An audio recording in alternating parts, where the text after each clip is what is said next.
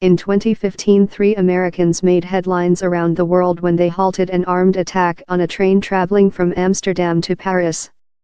Now Clint Eastwood has made a film of the story, although as much about the 3 growing up together as about the violent attack itself.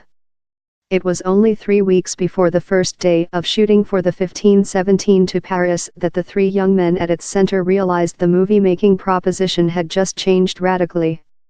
Spencer Stone, Anthony Sadler, and Alex Skarlatos had been thrilled when Clint Eastwood bought the rights to their book about the events on a Thalys high-speed train in northern France in August 2015. The friends had spoken at length with the filmmaker about their school days in Sacramento, California.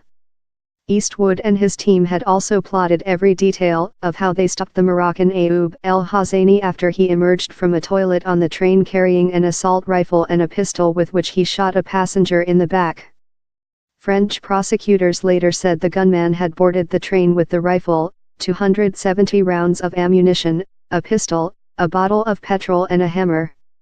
It's remarkable that no one died in the incident. Sadler says when Eastwood got them to reenact some of the action for the camera, they thought he was just collecting material for reference.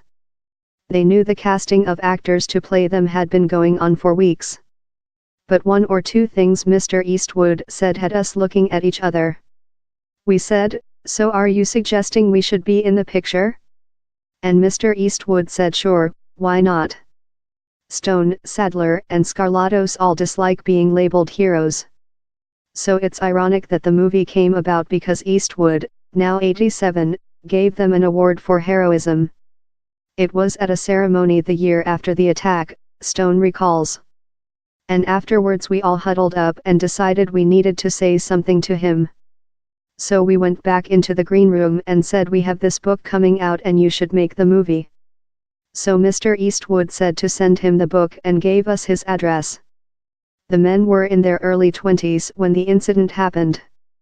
Sadler points out that for years their communication before Europe had mainly been on Skype or by phone. It was a reunion after our school days because to a degree we had gone our own ways. In the movie you see at one point we were all in the same Christian school in Sacramento. In fact, I had started out in a different neighborhood whereas Alec and Spencer knew one another better because their mothers were next-door neighbors. But when I came to the school, I think I opened up their world a little bit and they opened up mine. When we finally decided to get together for a grand tour of Italy and Holland and Paris, the old friendship just seemed to pick up the same. The movie flashes back from 2015 to their adolescent years together, when young actors take the roles. Comparatively little of the film is on the train, but the balance works well, and in the European tour and action sequences the men play themselves with an impressive lack of awkwardness. Skarlatos says he was surprised when he realized how much screen time would be taken by their family and school background. But now I see that was important because it explains a lot of how we worked together during the attack. We had such a history of friendship. When it came to the acting, he says it wasn't that Eastwood gave endless seminars on technique. We discussed basics, but everyone now is carrying a camera in their pocket. Clint told us that when, say, we were reconstructing being in a bar in Amsterdam, we should do just what we did for real. Most locations were the real thing, which helped. If there was a line we didn't feel was right, he said just throw it out. He said be ourselves and he would do the rest. When Mr. Eastwood says he'll do the rest, you've just got to trust him. After school, both Stone and Skarlatos opted for military careers, Stone in the U.S. Air Force and Skarlatos in the Oregon Army National Guard. Did that military experience influence their split-second decision to try to take down El-Hazani when he was intent on carnage?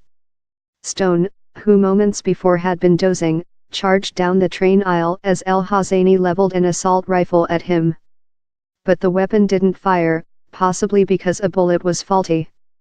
Stone ended up with severe gashes to his neck and thumb after El-Hazani lashed out with a box cutter as they struggled hand to hand.